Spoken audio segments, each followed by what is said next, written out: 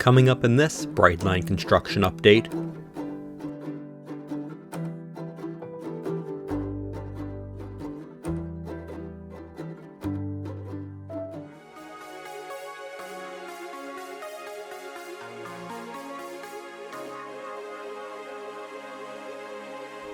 This update looks at the progress in Central Brevard County, Florida.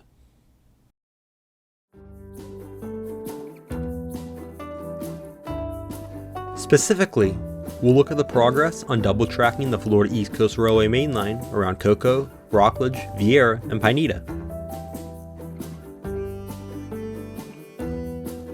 We'll start in Cocoa at Dixon Boulevard and head south from there.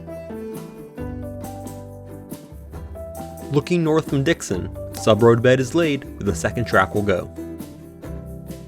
South, the right-of-way has started being built up with some sub-road bed laid.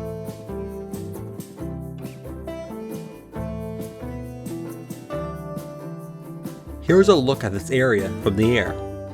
We are flying north towards Dixon Boulevard here, with Bird Plaza on the left.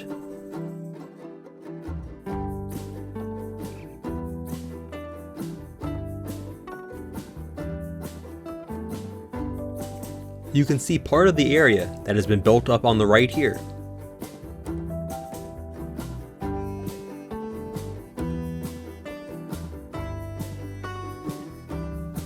Looking north of Dixon, you can see where a temporary track shift was done to accommodate work on Cocoa Junction north of here. You can see the work on that area in the link above.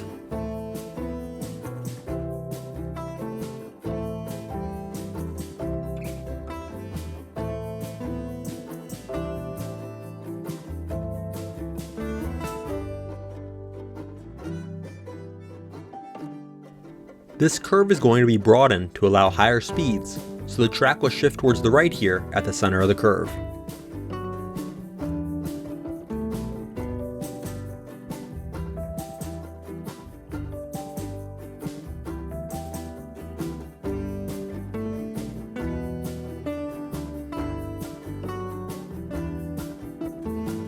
It should return to the existing alignment here.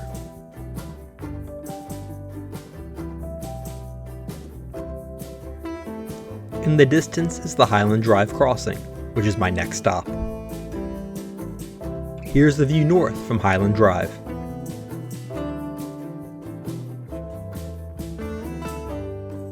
And here it is south, where sub-road bed has been laid. Now in the air, we will fly south from the crossing. The existing mainline will be removed here, with the two new mainline tracks shifted to the west side of the right-of-way, as you can see being laid here. This is being done so part of the existing mainline can become a lead for the Cocoa Rockledge yard a little south of here.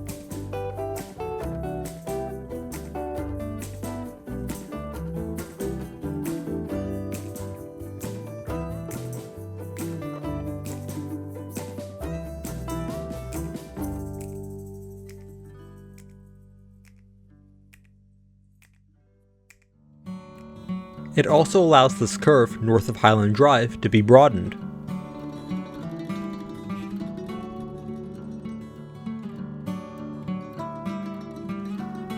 A track inspector came through on a high railer while I was flying.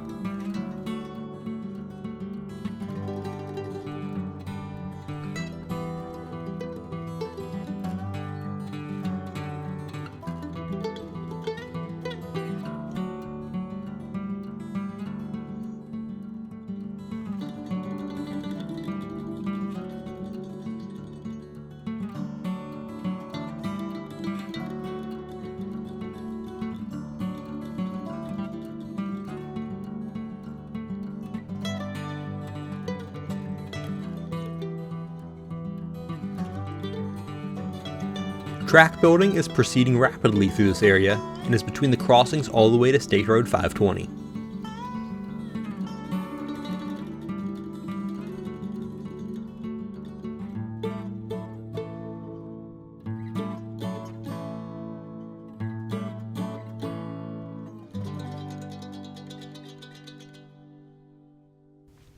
If the work in this area looks familiar to some of you from outside my videos, it is because this is the area being viewed by virtual Railfan's COCO cameras. The cameras are mounted on the corner of this building.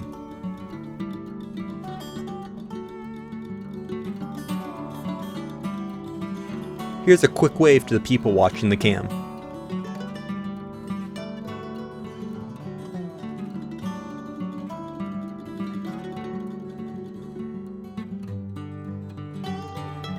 The siding to inland plywood on the right will be rebuilt, as they still receive boxcars on a regular basis.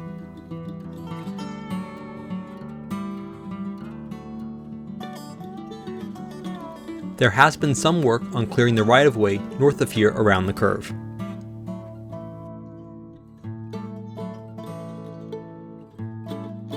Back on the ground at the next crossing south, Peachtree Street, you can see the new track laid up to the intermediate signal looking north. To the south, ties are laid out. Ties are also laid north of State Road 520. South of State Road 520 is where the lead for the COCO Rockledge yard will begin, with a new turnout installed here. North of Rosa L Jones, ties are laid for the two new main lines. The existing main line here will be the yard lead. They also recently started installing bungalows and pedestals for the upgraded crossing protection that will be installed when the crossing is upgraded in January 2022. South, you can see the new gates staged and ready for installation. They have also built the panel track that will be installed in the crossing.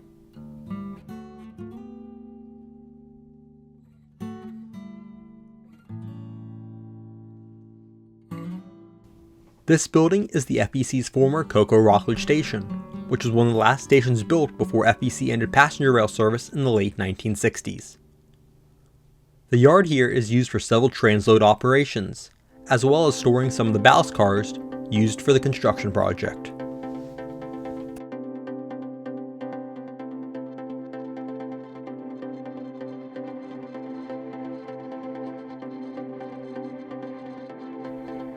We'll now look at the progress in Rockledge.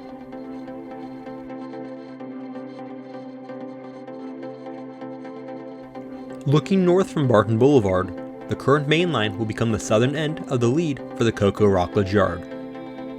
Two new mainline tracks will be built on the west side.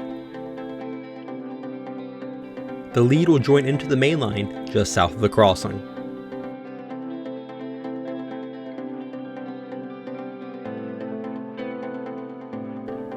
Eyster Blvd has been rebuilt to add the second track. The existing intermediate signal here will be removed.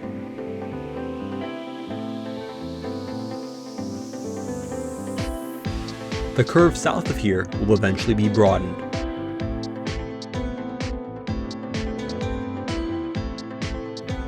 The Gus Hipp crossing has been rebuilt. Work has not begun on the second main line to the north yet. South, the new main line has been built and is attached to the crossing.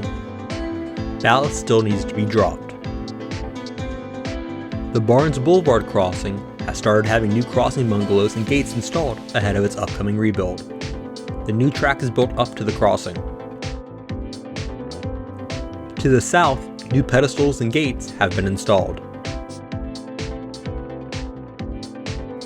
Next is work around Bonaventure.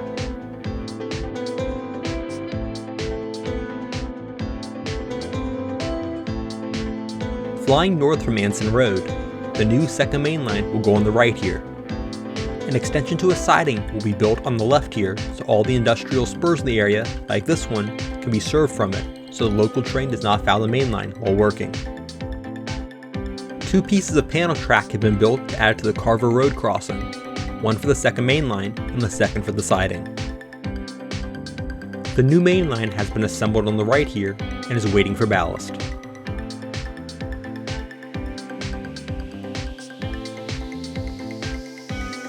In the distance is roughly where the siding will join into the main line at what will be known as Bonaventure North, and there will be a single crossover there as well.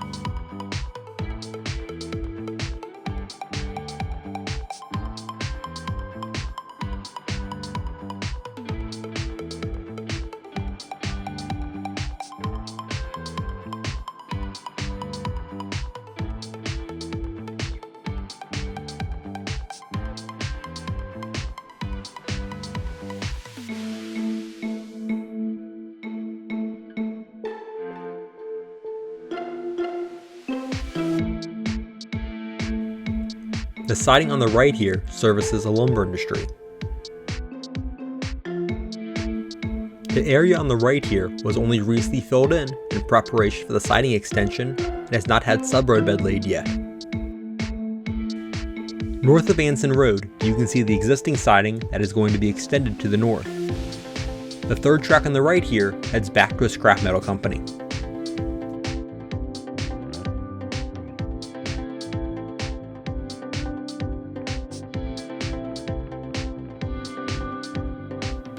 With the new mainline track laid here, this is what this whole area will look like track-wise when complete.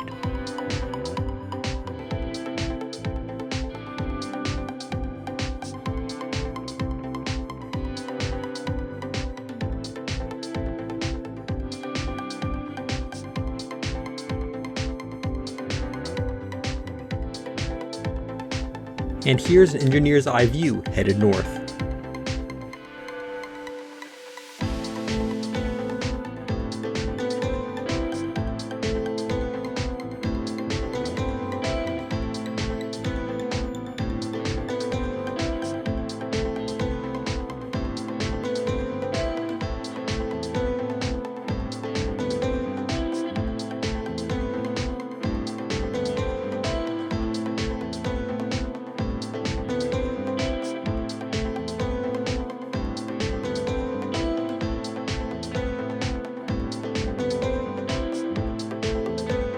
The Carver Road crossing has had a new signal bungalow installed on the left.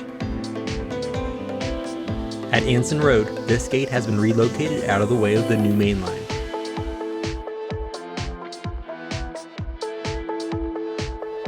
This bungalow, battery boxes, and generator cage have also recently been installed.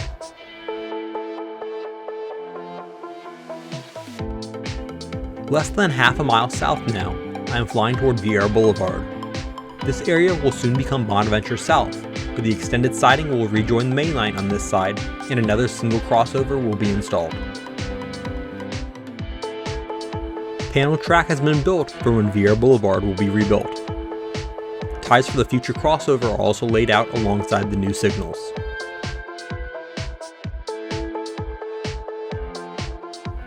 Bungalows have also started being installed for the crossing and crossover.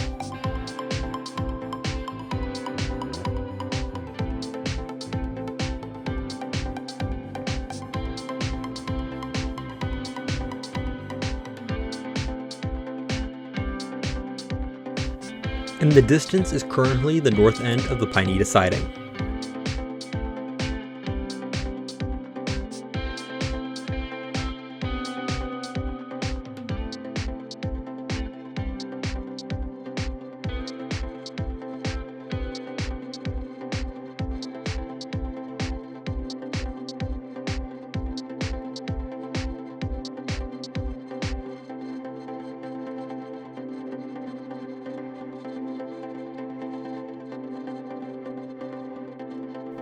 The existing Bonaventure siding currently ends here, but will be extended a couple of hundred feet south.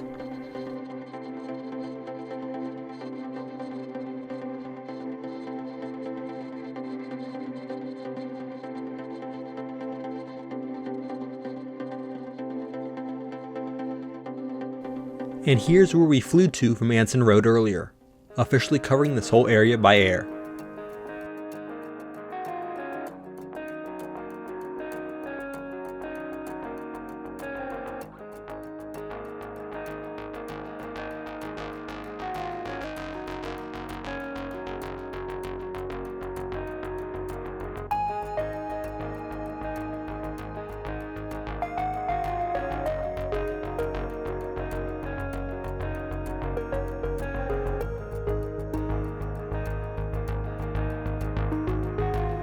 A foundation is in place here for a future cantilever signal. A standard signal has also been installed and will protect the extended siding.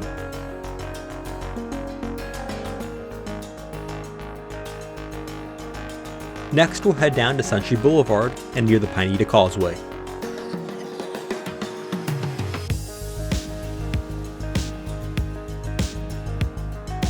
We are currently flying south at the current Pineda siding, which will soon disappear with the siding track to become the second main line.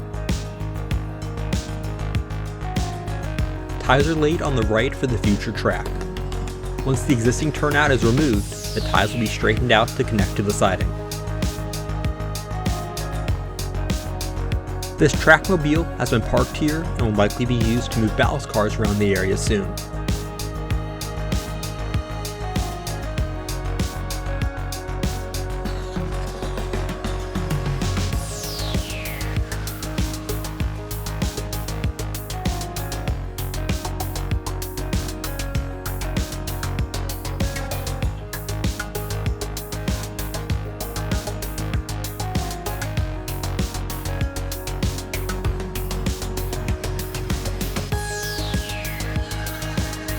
South of Suntree Blvd, the new track has been laid and is attached to the crossing. This area is ready for ballast to be dropped.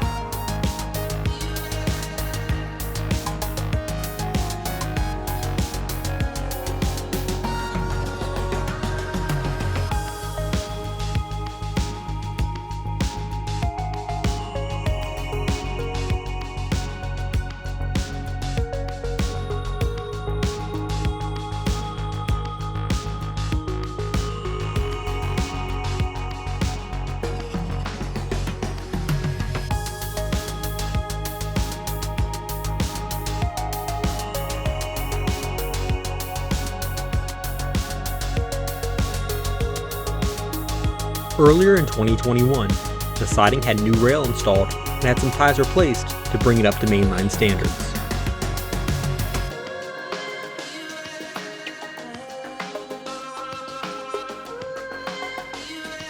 Now we are at Pineda Causeway. Pineda was recently moved to a bridge over the tracks in a project that was completely separate from Brightline and had been in various states of planning for over a decade. The second track is laid through this area as well. No ballast has been laid on it heading north.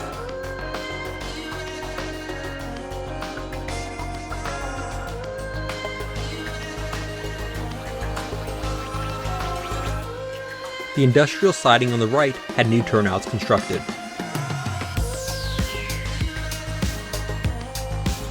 In the distance is Central Brevard.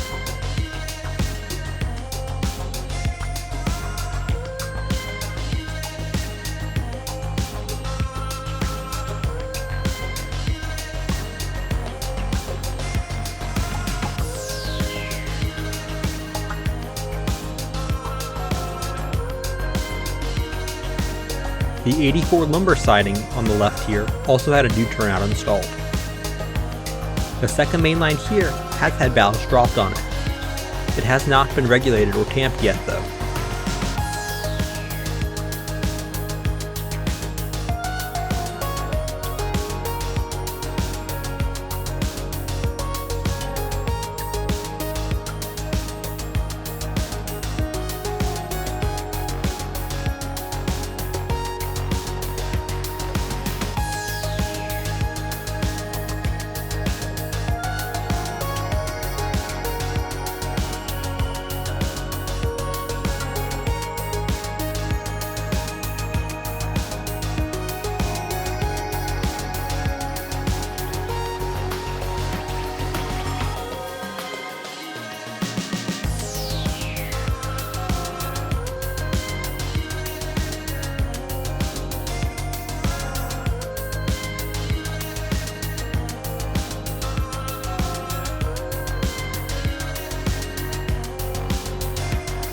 And here's a look under the bridge.